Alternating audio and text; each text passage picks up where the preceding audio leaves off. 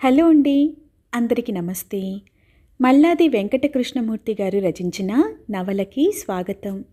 ఇదేమిటి నవల పేరు చెప్పకుండా కథ మొదలు పెడుతుంది అని అనుకుంటున్నారా? నవల పేరుని ఆఖరు భాగంలో రివీల్ చేస్తానండి. ఈలోపు ఎవరైనా గెస్ చేయగలిగితే కింద కామెంట్ సెక్షన్లో కామెంట్ చేయండి.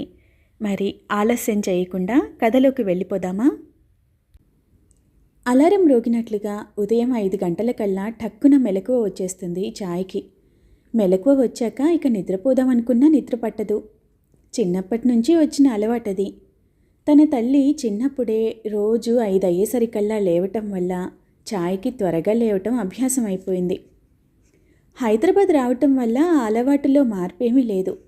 కొత్త ఇంట్లో కొత్త మనుష్యుల మధ్య పడుకున్నా ఆ అలవాటులో మార్పు రాలేదు. మెలకువ రాగానే కొన్ని క్షణాల దాకా తను సత్తెనపల్లిలో ఉన్నట్లుగా భ్రమించింది ఛాయ ముందర. ఎదురుగా కనిపిస్తున్న సీలింగ్ కొత్తగా కనిపించింది. బూజు పట్టిన పెంకుల బదులు తెల్ల రంగులో కనిపిస్తున్న సీలింగ్ని చూడగానే ఒక్క క్షణం ఛాయ తబ్బిబ్బు పడింది. కానీ వెంటనే గుర్తుకొచ్చింది. ఆ క్రిందటి రోజే తను విజయవాడ నుంచి కృష్ణా ఎక్స్ప్రెస్లో హైదరాబాద్కు వచ్చిన సంగతి. గదిలో వెలుగుతున్న చిన్న బెడ్ లైట్ నీలం రంగు కాంతిని మందంగా అందిస్తుంది. వెలుగు రాలేదు. ఇంకా చీకటిగానే ఉంది. సూర్యుడు ఇంకా ఉదయించలేదు. అంతేకాదు, తను భరించలేనంత చలిగా కూడా ఉంది. ఒత్తిగిల్లి పడుకొని కాళ్లతో జారిపోయిన దుప్పటిని పైకి లాక్కుంది. చలికి దుప్పటి కూడా చల్లగా ఉంది. తనకి చలి వల్ల మెలకు వచ్చిందేమో, ఇంకా 5 కాలేదేమో, అందువల్లనేనేమో ఇంకా నిద్రమత్తుగా ఉంది. చలికి గుండెలు కూడా చల్లబడినట్లుగా అనిపిస్తుంది. చర్మంలో నుంచి గుండెల్లోకి పోగలదా చలి? ఏమో, మరైతే ఎందుకింత చలి? పక్క మీద నుంచి లేవబుద్ధి కాలేదు ఛాయ్కి. తను కృష్ణా ఎక్స్ప్రెస్లో నుంచి సికింద్రాబాద్ స్టేషన్లో దిగి ఇంటికి వచ్చేదాకా జరిగినవన్నీ ఓసారి నెమరు వేసుకుంది ఛాయ. బండి దిగి చేతిలోని సంచితో దిక్కులు చూస్తూ నిలబడ్డ తన దగ్గరికి ఓ 50 ఏళ్ల ఆయన వచ్చాడు. తన వంక ఎగాదిగా చూశాడు. ఖద్దరు చొక్కాకి ఛాతీ మీద ఒకవైపు ఉన్న పెద్ద జోబులో నుంచి ఓ చిన్న ఫోటో తీసి ఆ ఫోటోని తనని మార్చి కాసేపు తదేకంగా చూశాడు. ఆ ఫోటోని జేబులో పెట్టుకొని తన వంక చూసి నవ్వుతూ అడిగాడు, నీ పేరు ఛాయేనా? అవును, బెరుకుగా సమాధానమిచ్చింది తను. సత్తెనపల్లి నుంచి వస్తున్నావా? అవును. ఈసారి కూడా బెరుకుగానే సమాధానమిచ్చింది. మీరు సోమయాజులు గారా? తనతో పాటు ప్రయాణం చేసిన విధవావిడ అడిగింది ఆ ముసలాయనని. అవును, ఛాయ్ని తీసుకువెళ్ళటానికి వచ్చాను. మీరెవరు? అడిగాడు ఆయన. సహజానందం గారు మాకు తెలిసిన ఆయన. ఛాయ్ని హైదరాబాద్ నాతోనే పంపారు. మీరెవరూ స్టేషన్కి రాకపోతే మీ ఇంటికి చేర్చమని చెప్పి పంపారు. మీ ఇంటి అడ్రస్ కాగితం కూడా ఇచ్చారు. మీరు రాకపోతే నాతో పాటు మా అల్లుడింటికి తీసుకుని వెళ్ళి తీరిగ్గా సాయంత్రమో రేపో తీసుకుని వద్దామనుకున్నాను. కొంగు తల మీదకు లాక్కొని చెప్పింది ఆ విధవావిడ. నాకు మొన్ననే సత్తెనపల్లి నుంచి సహజానందం గారు ఉత్తరం రాశారు ఛాయ్ని పంపిస్తున్నట్టు. ఫోటో కూడా పంపారు. నేను తీసుకెళ్తానులేండి చెప్పాడు సోమయాజులు.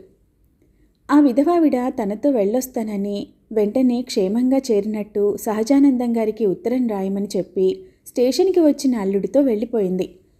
రైల్లో ఆవిడ తనని పచ్చి మంచినీళ్ళైనా త్రాగనివ్వకుండా మడి అంటూ బాగా ఇబ్బంది పెట్టింది. సోమయాజులు గారి వెంట నడిచింది తను.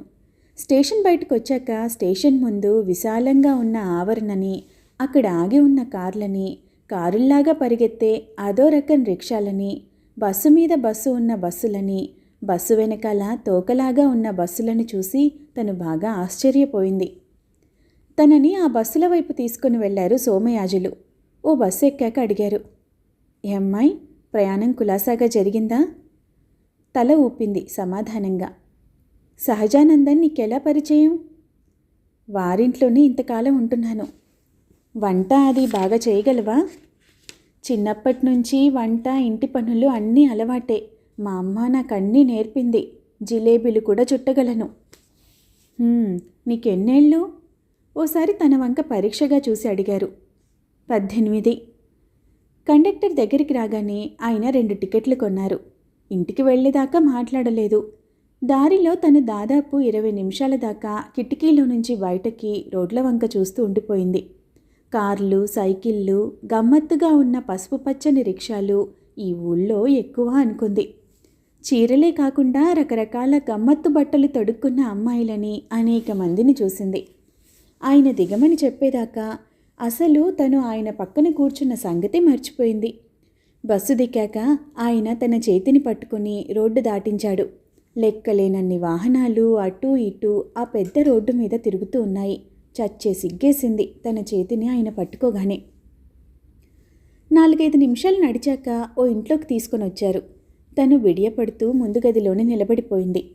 సోమయాజులు గారి భార్య ముందు గదిలోనికి వచ్చి కొంచెంసేపు తనని నిశితంగా చూసి నవ్వుతూ చెప్పింది, రామ్మాయ్, కొత్త వాళ్లలాగా బిడియపడకు. మరో అరగంట దాకా తనకి గుండెదడ తగ్గలేదు. కొత్త చోటు, కొత్త వాళ్ళు. అంతకు మునుపెప్పుడు ఎవరింటికి వెళ్ళి ఎరగదు తను. స్నానం చేయమని నీళ్ల గది చూపించింది ఆవిడ. స్నానం చేసి వేరే బట్టలు కట్టుకున్నాక కానీ ఇంకా రైల్లో ప్రయాణం చేస్తున్న అనుభూతి, చెవుల్లో రైలు చక్రాల ఆలాపన తగ్గనే లేదు. ఆవిడే అన్నం వడ్డించింది. అన్నం తింటూ ఉంటే చాలా ప్రశ్నలు అడిగింది. నీ పేరేమిటి? ఛాయ. నీకు 18 కదూ? అవునండి. ఇంకాస్త కలుపుకో. మరీ అలా బుచ్చిబువ్వలా కలుపుతావే కూర. ఇంతకు మునుపు సహజానందం గారింట్లో పనిచేసేదానివా? సత్తెనపల్లిలో డాక్టర్ గారింట్లో సహజానందం గారు డాక్టర్ గారింటికి అప్పుడప్పుడు భోజనానికి వస్తూ ఉండేవాళ్ళు. డాక్టర్ గారికి ట్రాన్స్ఫర్ అయిందంటగా? అవును. నీకెవరూ లేరా? మా అమ్మ కిందటేడే చచ్చిపోయింది. కాసేపు ఆవిడ మౌనంగా ఉండిపోయింది. పెరుగు కలుపుకుంటూ ఉంటే మళ్ళీ అడిగింది, అయితే చుట్టాలు బంధువులు ఎవరూ లేరా అసలు? లేరండి. ఒంటరిగా ఇంత దూరం రావటానికి భయం వేయలా? నవ్వుతూ అడిగారు సోమయాజులు. వేసింది. మీరు స్టేషన్కి రారేమోననుకుని భయపడ్డాను. నీకు మా ఇంటి సంగతులు చెప్పారా సహజానందం గారు? లేదు. మేం మొత్తం 7గురం. నేను, ఆయన, 3 పిల్లలు, కోడలు, మనవడు. నాకు ఒంట్లో ఎప్పుడూ ఏదో ఒకటి ఉంటూనే ఉంటుంది. 2 రోజులు లేచి తిరిగితే 10 రోజులు పడకేయాలి. పిల్లలంతా పెద్దవాళ్లే, 3 అబ్బాయిలే. ఉద్యోగాలకు వెళ్ళిపోతారు. కోడలు కూడా ఉద్యోగం చేస్తుంది. ఇంట్లో వంట వార్పు, ఇంటి పని, బాబును చూసుకోవటం, వీటన్నింటికీ మనిషి కావాలని సహజానందం గారికి రాసి సంవత్సరమైంది. నీకంతా చెప్పే ఉంటారనుకుంటాను. లేదు, వివరంగా ఏం చెప్పలేదు. ఒక వారం రోజులు పోతే నీకే అంతా తెలుస్తుంది. ఎవరూ చెప్పకుండా నీ అంతటి నువ్వే చేసుకుపోవచ్చు. ఈ లోపల మాత్రం ఈ ఇంటి సంగతి కాస్త శ్రద్ధగా చూస్తూ ఉండు. ఇక్కడ మాతో నువ్వు నెగ్గుకు రాగలిగితే మా పిల్లల్లో పిల్లలా ఇక్కడే ఉండుకుపోదువు గాని. నచ్చకపోతే చెప్పు, ఎప్పుడైనా సరే. నాకు ఎలా ఉన్నా పర్వాలేదు, మెల్లిగా అన్నది తను. పర్వాలేకపోతే మంచిదే. ఏదైనా ఇబ్బంది కలిగితే భయపడకుండా, ఎవరైనా ఏమైనా అంటారని అనుకోకుండా నిర్మోహమాటంగా నాతో చెప్పేశాయి. నేనైనా అంతే. అలాగేనండి. మా పెద్దబ్బాయి శర్మ ఏదో మందుల ఫ్యాక్టరీలో పనిచేస్తున్నాడు. జీతం బాగానే వస్తుంది, కానీ వాడి ఉద్యోగానికి సరైన వేళాపాలలుండవు. రాత్రి డ్యూటీలు కూడా ఉంటుంటాయి. పెద్ద కోడలు శాంత పొద్దున్న 10 గంటలకు వెళ్తే దీపాలు పెట్టే వేళకి తిరిగొస్తుంది. ఏదో గవర్నమెంట్ ఆఫీసులో ఉద్యోగం చేస్తుంది. మనవడికి 4 ఏళ్ళు. వచ్చే సంవత్సరం బళ్ళో వేసేదాకా వాణ్ణి నువ్వే చూసుకోవాలి. తల్లిదండ్రులు ఇద్దరూ ఆఫీస్కి వెళ్తే వాడు దిగులుగా ఉంటాడు. రెండో అబ్బాయి దీక్ష ఫోటో స్టూడియో ఉంది మాకు. దాన్ని వాడే చూసుకుంటాడు. వాడికి పెళ్ళైపోయింది. మూడోవాడు అవధాని. మొన్ననే బీఎస్సీ పాస్ అయ్యాడు. రేపు మాపు వాడికి ఉద్యోగం వస్తుంది. ఆయన పొద్దున్నే 8:30కి భోజనం చేసి వెళ్తే వచ్చేసరికి రాత్రి 9 అవుతుంది. ఇంట్లో ఉండేది నువ్వు, నేను, బాబు, ముగ్గురమేనన్నమాట. ఆవిడ చెప్పే మాటలు తను జాగ్రత్తగా విన్నది. ఇంటి నిండా గంపెడు పిల్లలు, రెక్కలు ముక్కలయ్యేలా చాకిరీ ఉంటుందని భయపడింది తను రాబోయే ముందు. కానీ పని తేలికే. ఇంట్లో ఎవరూ ఉన్నట్టు లేరు. తన సందేహాన్ని వెలిబుచ్చింది కంచం ఎత్తుతూ. అంతా బయటకు వెళ్ళారు, వస్తారు. కంచం తోమి కడిగాక మధ్య గదిలో గోడకి వేలాడుతున్న ఫోటో వంక చూసింది తను. చాలామంది ఉన్నారు ఆ ఫోటోలో, 50 మంది పైనే. ఎవరెవరో తెలియలేదు తనకి. చేసే పని కనపడక ఇల్లంతా కలియ తిరిగి చూసింది. మొత్తం 5 గదులు, ముందర వరండా దాటి లోపలికి వస్తే మధ్య గది, ఆ మధ్య గదికి అటు ఇటు 2 గదులు, మధ్యగది దాటి లోపలికి వెళితే వంటగది. వరండాకి ఆనుకొని ఉన్న ఇంకో గది తలుపుకు తాళం వేసి ఉండటం గమనించింది. అది 6వ గది. ఆవలిస్తున్న తనని చూసి అడిగాడు సోమయాజులు. నిద్రొస్తుందా అమ్మాయి? పడుకుంటే పడుకో. ఆయన ఆ గది తాళం తీసి చెప్పారు. ఈ గదిలో నీ సామాను ఆ అలమారిలో ఉంచుకో. మా అవధాని చదువుకుంటూ ఉండేవాడి దీంట్లో. ఆ మంచం మీద పడుకో. రాత్రిళ్ళు బెడ్ ల్యాంప్ వేసుకో. ఫ్యాన్ కూడా. ఇక్కడున్నాయి స్విచ్లు. తను 9:30 దాకా సోమయాజులు గారి భార్యతో కబుర్లు చెప్పింది. ఆవిడో వసపిట్ట ఏవేవో చెప్తూనే ఉంది. ఆవిడ మాటల్లోనే నిద్రపోయిన తర్వాత తను పడుకుంది. తను పడుకునేదాకా ఎవరూ రాలేదు ఇంటికి. సోమయాజులు గారి భార్య పేరు తెలియదు తనకి. తెలుసుకోవాలి. ఉద్యోగం చేస్తున్న పెద్ద కోడలు ఎలా ఉంటుందో చూడాలి. రెండో అబ్బాయికి పెళ్ళయిందన్నారు, కానీ కోడలు గురించి చెప్పలేదు. బహుశా పుట్టింటికి వెళ్ళి ఉంటుంది. కడుపుతో ఉందేమో. అబ్బా, ఈ ఊళ్ళో ఎంత చలి! కప్పుకున్నా ఇంకా చలేస్తుంది. రోజు ఇలా ముందరే మెలకు వచ్చేస్తే ఇబ్బంది. ఛాయ మళ్ళీ నిద్రపోవటానికి ప్రయత్నించింది, కానీ నిద్ర రాలేదు. తను పడుకున్న మంచం మీదకు మళ్ళాయి ఆమె ఆలోచనలు. ఎంత పెద్ద మంచం ఇది! 4 హాయిగా పడుకోవచ్చు. గదిలో సగం ఉంది మంచం. ముందరే కొలతలు తీసుకొని పరుపు కుట్టుంటారు. ఈ పట్టె మంచం చాలా పాతదై ఉంటుంది. కొద్ది కొద్దిగా వెలుగురేఖలు పొడచూపేదాకా ఛాయ దేన్నో దాన్ని గురించి ఆలోచిస్తూనే ఉంది. తర్వాత ఇక నిద్ర పట్టదని నిశ్చయించుకొని లేచింది. బాత్రూంలోకి వెళుతూ వంటగదిలో దేవుడి గూటు ముందు కూర్చొని పూజ చేసుకుంటున్న సోమయాజులు గారిని చూసింది ఛాయ. మొహం కడుక్కొని రాక్షసి బొగ్గుతో బాయిలర్ అంటించింది. పంపుకి రబ్బర్ ట్యూబ్ తగిలించి పంపు తిప్పి బాయిలర్ మూత తెరిచి ట్యూబ్ రెండో చివరని బాయిలర్లో ఉంచింది. బాత్రూంలో ఉన్న స్టీల్ గిన్నెలని ఇత్తడి గిన్నెలని తోమటం ప్రారంభించింది. సగం గిన్నెలు తోమటం పూర్తవగానే బాయిలర్ నిండిపోయింది. పంపు కట్టేసి ఓ మూల ఉన్న ప్లాస్టిక్ డ్రమ్ని నీళ్లతో బాగా కడిగి ట్యూబ్ని డ్రమ్లో పడేసి మళ్ళీ పంపు తిప్పింది. ఛాయ గిన్నెలన్నీ తోమి కడుగుతూ ఉండగా బాత్రూంలోకి 25-30 లోపుండే ఓ యువతి వచ్చింది. ఛాయని ఎగాదిగా చూస్తూ అడిగింది. నువ్వేనా ఛాయ? అవునండి. లేచి నిలబడి కొంగుతో చేతిని తుడుచుకుంటూ ఆ యువతి వంక చూసింది ఛాయ. చామన ఛాయతో అప్పుడే నిద్ర లేచినట్లుగా ఉన్న మొహం, గుండ్రటి ఆ మొహంలో నిద్రమత్తు స్పష్టంగా కనిపిస్తుంది. నుదుటి మీద చిందరవందరగా పడింది జుట్టు. నుదుటి మీద కుంకుమ లేదు. రాత్రి నిద్రలో చెరిగిపోయింది. మీరు శాంత కదా? అడిగింది ఛాయ. అవును. అంట్లన్నీ నువ్వే తోమావా? అడిగింది ఆ ఇంటి పెద్ద కోడలు శాంత. అవునండి. రేపటి నుంచి నువ్వు తోమక్కర్లేదు, పని మనిషి వచ్చి తోముతుంది. అలాగేనండి. ఛాయ వంక పరిశీలనగా చూస్తూ టూత్పేస్ట్ని బ్రష్ మీదకి ఎక్కించింది శాంత.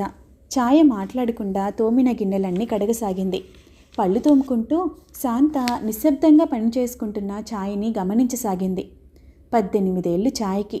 తనకన్నా 11 ఏళ్ళు చిన్నది. తనలాగే చామన ఛాయ అయినా తనకన్నా అందంగా ఆకర్షణీయంగా ఉంది. కారణం, అప్పుడే యవ్వనంలోకి అడుగుపెట్టడమే కాదు, 11 ఏళ్ల క్రితం తను ఇంత అందంగా లేదు. తనకన్నా స్వతహాగా ఛాయ ఎక్కువ అందమైంది. శరీర సౌష్ఠవం తీర్చిదిద్దినట్టుగా ఉంది. తన ఆలోచనలని ఆపి ఓ మూలకు వెళ్ళి నీళ్లతో మొహం కడుక్కుంది ఛాయ. ఛాయ గిన్నెలు కొన్నింటిని వంటగదిలోనికి తీసుకుని వెళ్ళి బోర్లించి మిగతావి తీసుకుని వెళ్ళటానికి రాగానే శాంత పిలిచింది. ఛాయ. ఏమిటి అన్నట్టుగా చూసింది శాంత మొహంలోకి ఛాయ. కొన్ని క్షణాలు మనసులోనే మాటలు పేర్చుకుంటూ మౌనంగా ఉండిపోయింది శాంత. తర్వాత చెప్పింది. ఏం లేదు. ఛాయ తెల్లబోయి చూడటం గమనించి మళ్ళీ చెప్పింది. ఉంటే తర్వాత చెప్తాను. తనతో తెచ్చుకున్న సంచిలో నుంచి తువ్వాలు తీసుకుని స్నానం చేసింది ఛాయ. బయట చలిగా ఉన్నప్పుడు వేణీళ్ళు స్నానం చేస్తుంటే ఎంత హాయిగా ఉంది అనుకుంది స్నానం చేస్తూ. ఛాయకి ఆ ఇంట్లోని కొందరిని పరిచయం చేశాడు సోమయాజులు. మిగిలిన వారు కూడా తమని తాము పరిచయం చేసుకున్నారు. చివరబ్బాయి అవధాని మాత్రం ఊళ్ళో లేడు. తిరుపతి వెళ్ళాడు ముక్కు తీర్చుకోవటానికి. 2-3 రోజుల్లో తిరిగొస్తాడు. ఛాయకి శర్మని అతని భార్య పరిచయం చేసింది ఆ రోజు ఉదయం. నమస్తే చెప్పాడు శర్మ నవ్వుతూ. ఛాయకి బదులుగా నమస్తే అని చెప్పాలని తెలియదు. చూస్తూ అలాగే నిలబడింది. అది గమనించి శాంత చెప్పింది. ఎవరినైనా పరిచయం చేస్తే నమస్తే అనాలని. సత్తెనపల్లి కాదిది, చిక్కడపల్లి చెప్పాడు శర్మ మరొకసారి నవ్వి. ఛాయకి శర్మ నచ్చలేదు. అవసరమున్నా లేకపోయినా అదే పనిగా నవ్వుతాడు. 35 ఏళ్లుంటాయి.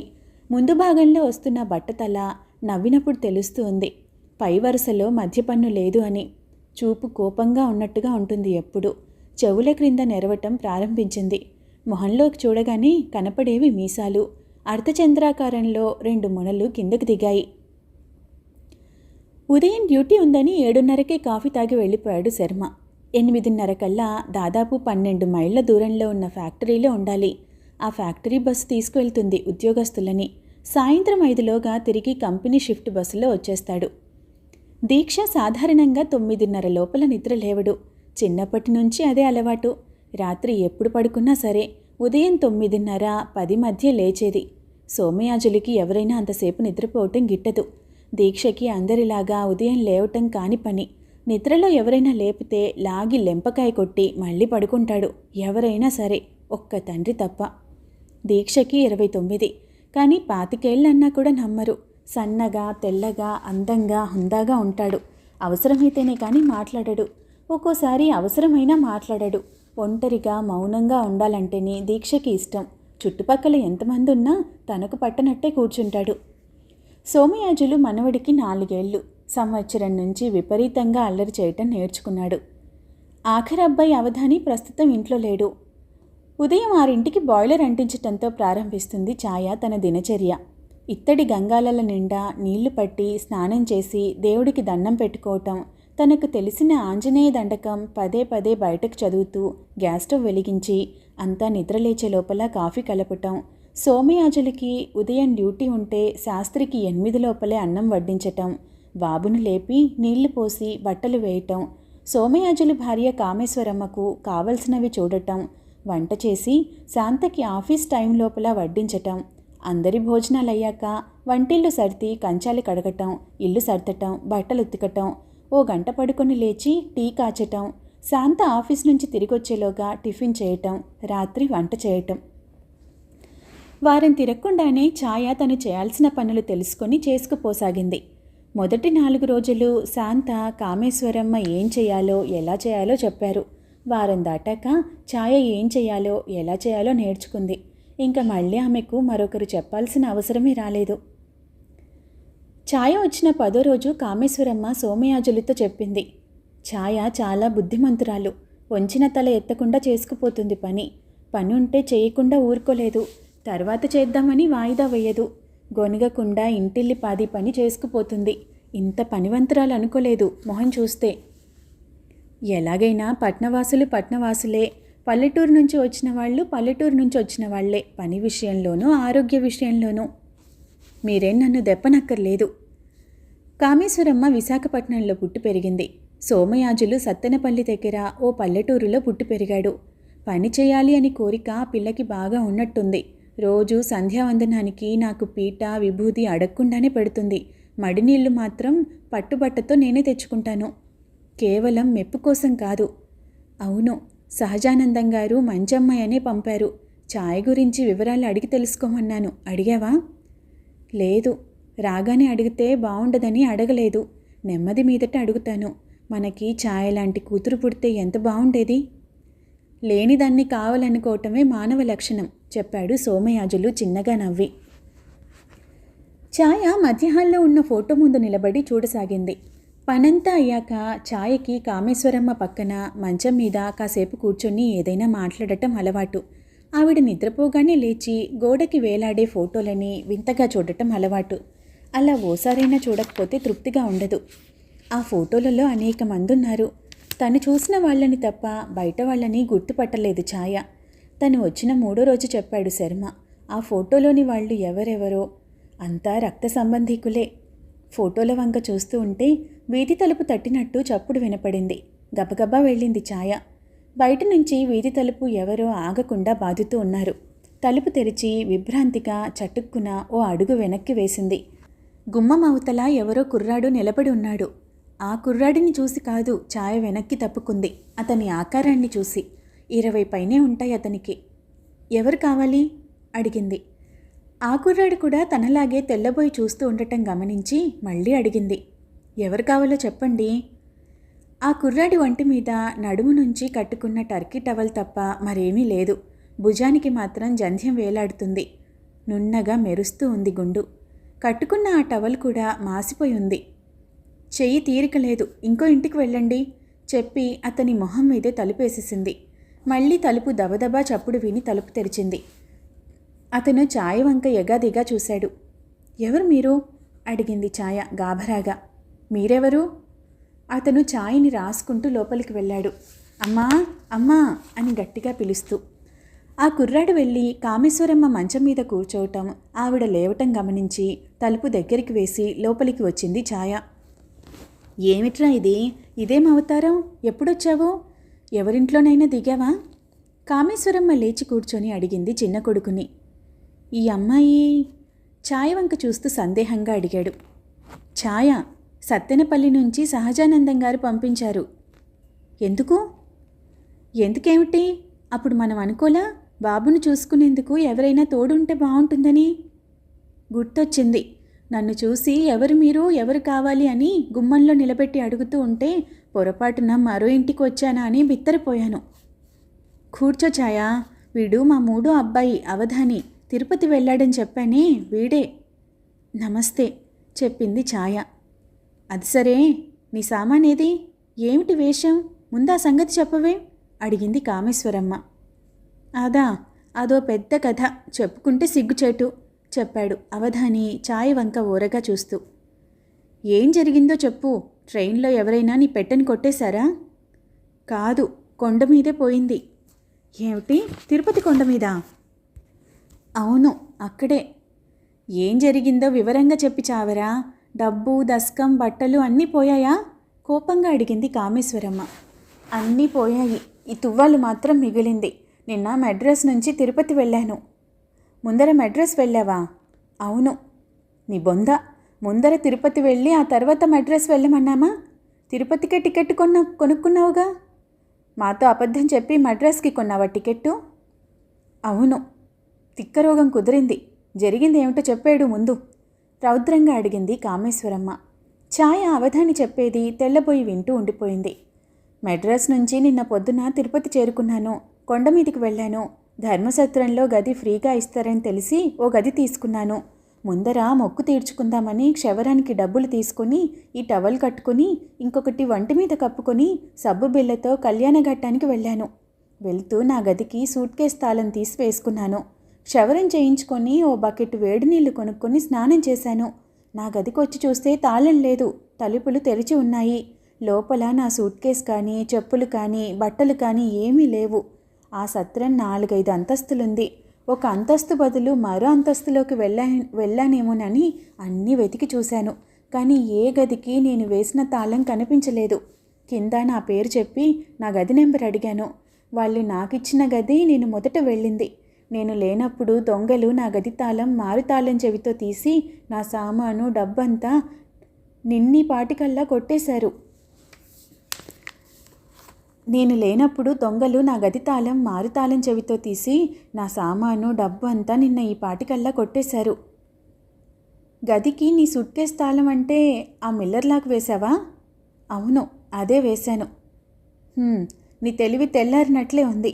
గదికి ఆ చిన్న నంబర్ లాక్ వేసుకుంటారా పరాయి చోట? ఒంటి మీద 2 తువ్వాళ్ళు తప్ప మరేమీ లేవా అప్పుడు? చెప్పులు కూడా గదిలోనే వదిలేశాను. గుండు చేయించుకునే చోట వదిలితే ఎవరైనా ఎత్తుకెళ్తారని. శుభ్రంగా బట్టలు కట్టుకొని వెళ్లకుండా కళ్యాణ ఘట్టానికి తువ్వాళ్ళు చుట్టుకొని వెళ్లాల్సిన కర్మేం పట్టింది? వాటితో వెళ్ళినా నన్ను తెలిసిన వాళ్ళెవరూ లేరు, అంతా కొత్త వాళ్లే. బట్టలు కట్టుకెళ్తే తడపాలి. అంతేకాక చాలామంది టవల్స్తోనే వెళ్తూ ఉంటే చూశాను. అవునా? ఆ తర్వాత ఏం చేసావు మరి? పోలీస్ స్టేషన్కి వెళ్ళి రిపోర్టు చేయమంటే రిపోర్టు చేశాను. ఏమిటి, తువ్వాలుతోనే? అవును, తువ్వాలుతోనే. వాళ్ళు నా వెంట వచ్చి ఆ గది చూశారు, దర్యాప్తు చేస్తామన్నారు. జరిగింది చెప్పి నేను ఓ 5-6 అప్పిమ్మని అడిగాను. ఎవ్వరూ ఇవ్వలేదు. అసలు నేను చెప్పిందే నమ్మలేదు. ఇంక ఎవరిని అడగాలన్నా సిగ్గేసింది. ఆ తర్వాత ఏం చేయాలో తోచలేదు. నడిచి కొండ దిగి కిందకొచ్చేశాను. దిగటం కష్టం కాదులే, 4 గంటల్లో దిగేశాను. ఏమిట్రా, తువ్వాలుతోనే? అవును. కొండ దిగి కింద షాపుల్లో కొంతమంది ప్రయాణికుల్ని అప్పడిగాను. ఇంటికి వెళ్ళగానే మనీ ఆర్డర్ చేస్తానన్నాను. కానీ ఎవ్వరూ డబ్బు ఇవ్వలేదు.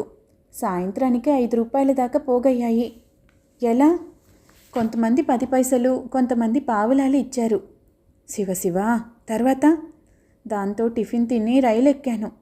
తువ్వాలుతోనే తువ్వాలుతోనే తువ్వాలుతోనే తువ్వాలుతోనే అదే అంటేవేం పదే పదే?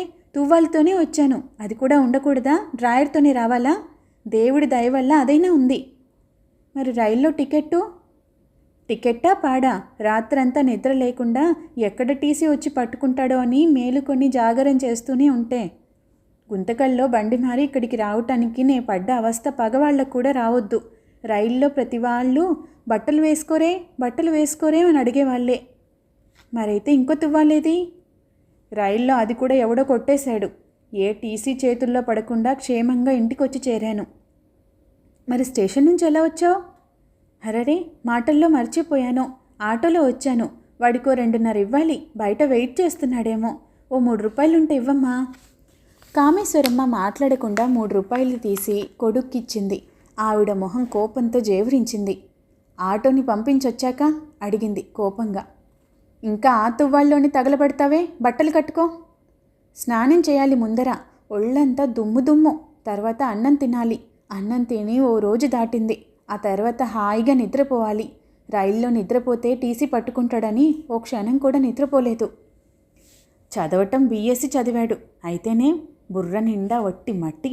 ఈసారి చిక్కుడు గింజలు దొడ్లో నాటే బదులు వీడి నెత్తిని నాటితే సరి. చిచి, తిరుపతి నుంచి తువ్వాల కట్టుకొని వచ్చాడంట. తువ్వాల ఏ వియ్యాలవారో అదే బండిలో వస్తూ చూస్తే నవ్వరు. కామేశ్వరమ్మ గొణుకుతూనే ఉంది. సాయంత్రం శర్మ, శాంత, దీక్ష, సోమయాజులు ఇంటికి రాగానే కామేశ్వరమ్మ జరిగింది వాళ్ళకి చెప్పింది. శర్మ విరగబడి నవ్వాడు. దీక్ష చిన్నగా నవ్వి పాపం అని లోపలికి వెళ్ళిపోయాడు. సోమయాజులు మండిపడ్డాడు. శాంత మరిదిని లేపటానికి వెళ్ళింది. లేపుదామనుకొని మళ్ళీ ఆ ప్రయత్నం విరమించుకొని తన గదిలోకి నవ్వుకుంటూ వెళ్ళిపోయింది. ఇలాంటి వెధవకి ఉద్యోగం దొరికినా ఏం చేస్తాడు? సోమయాజులు, కామేశ్వరమ్మ అవధానిని తిట్టసాగారు. అవధాని మాత్రం తువ్వాలు, టీసీ లాంటి భయాలేమీ లేకుండా హాయిగా నిద్రపోసాగాడు. మర్నాడు గుండుకి టోపీ కొనుక్కోవాలని 10 రూపాయలు ఇవ్వమని అడిగాడు అవధాని కామేశ్వరమ్మని.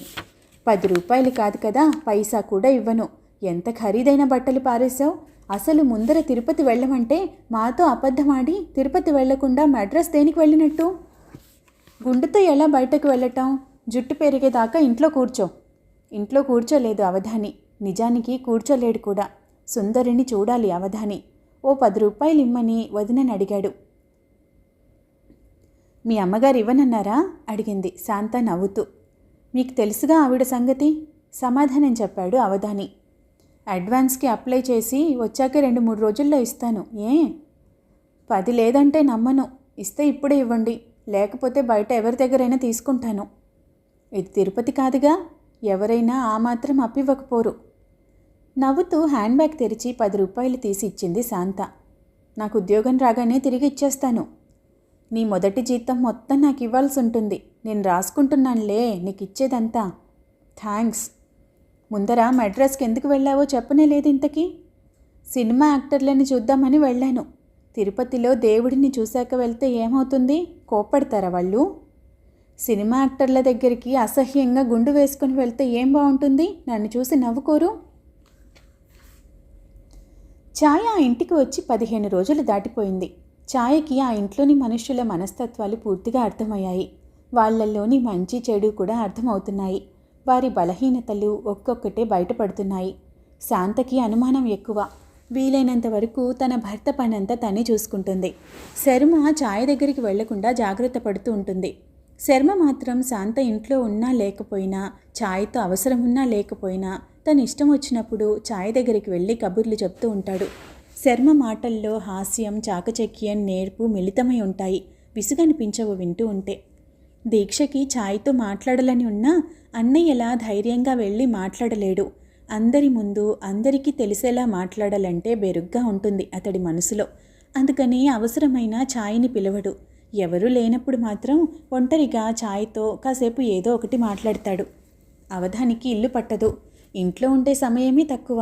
ఉన్న కాసేపు తల్లి దగ్గర కూర్చొని కబుర్లు చెప్తాడు. లేదా వంటగదిలో అటుకులు, వేరుశనగపప్పు, వేయించిన శనగపప్పు, పచ్చి వడయాలు, జీడిపప్పు మొదలైన వాటి కోసం డబ్బాలు వెతుకుతూ ఉంటాడు. ఓ రోజు పనంతా అయ్యాక ఛాయ తను రోజు పడుకునే పెద్ద మంచం మీద పడుకుంటే శర్మ వచ్చి గుమ్మం దగ్గర నుంచొని అడిగాడు, మేం సినిమాకి వెళ్తున్నాం, నువ్వు వస్తావా అని. రాను, నిద్ర వస్తుంది చెప్పింది ఛాయ. పోనీలే, ఇంకోసారి వద్దు కానీ అని ఆగి కాసేపు ఛాయ వంక చూశాడు. శర్మ కళ్ళని చూసి భయపడింది ఛాయ. ఆ కళ్ళల్లో ఎప్పుడూ ఉండే కోపంతో పాటు ఈసారి కోరిక లాంటి భావం ఏదో స్పష్టంగా ఛాయకి తోచింది. చప్పున తలదించుకుని కొంగుతో భుజాలు కప్పుకుంది. శర్మ గుమ్మానికి ఆనుకుని అడిగాడు, ఈ మంచం కథ తెలుసా నీకు? ఛాయ సమాధానం చెప్పలేదు. నువ్వు పడుకుంటున్న మంచం చాలా పాతది, చాలా చాలా పాతది. సత్తెనపల్లి నుంచి దాన్ని ప్రత్యేకంగా లారీలో తెప్పించారు. ఎందుకో తెలుసా? ఎందుకన్నట్టుగా చూసింది ఛాయ. ఈసారి శర్మ కళ్ళల్లో ఏదో మృదుత్వం చోటు చేసుకుంది. ఆ మంచమే మాకు జన్మనిచ్చింది. మా తాతగారు, బామ్మగారు, మా నాన్న, అమ్మ, తర్వాత నేను, శాంత, ఇంకా దీక్ష వాడి భార్య, రేపు అవధాని వాడి పెళ్ళాం. మా అందరికీ మొదటి రాత్రి ఆ మంచం మీద గడిచింది. ఇప్పుడు నువ్వు ఆ మంచం మీద పడుకుంటున్నావు. శర్మ గిరుక్కున వెనక్కి తిరిగి వెళ్ళిపోయాడు. ఆ రాత్రి ఛాయకు చాలాసేపు నిద్ర పట్టలేదు. శర్మ మాటలే చెవుల్లో గింగురుమంటున్నాయి. ఇప్పుడు నువ్వా మంచం మీద పడుకుంటున్నావు. ఛాయ ఆ మంచం మీద రోజులాగే ప్రశాంతంగా పడుకోలేకపోయింది. ఆమెకు నిద్ర పట్టలేదు. ఆ మంచం మీద కాసేపు అడ్డంగా పడుకుంది, కాసేపు నిలువుగా పడుకుంది, అటు ఇటు దొర్లింది. 2 గుప్పిళ్లతో బూరుగు దూది పరుపును గట్టిగా పట్టుకుంది. వెళ్ళకితలా పడుకుంది. కాసేపు బోర్లా పడుకుంది. కుడి పక్కకు తిరిగి కాసేపు, ఎడమ పక్కకు తిరిగి కాసేపు పడుకుంది. చివరకు లేచి కూర్చొని దాని వంక చూసింది. మల్లెపూలు, పూలదండలతో అలంకరిస్తే ఎలా ఉంటుందా మంచం? తెల్లటి దుప్పటి పరిస్తే ఎలా ఉంటుంది? అగరత్తులు వెలిగిస్తే ఆ గది ఎలా ఉంటుంది? అప్పుడు పక్కన ఓ మగాడుంటే? మళ్ళీ పడుకుంది. సెకండ్ షో చూసి శర్మ, శాంత తిరిగి వచ్చినా ఇంకా నిద్ర పట్టలేదు ఛాయకి ఆ మంచం మీద. ఛాయకి నిద్ర పడుతుందని శర్మ కూడా అనుకోలేదు. మరి ఆ తర్వాత ఏం జరిగింది? వచ్చే భాగంలో తెలుసుకుందాం. ధన్యవాదాలు.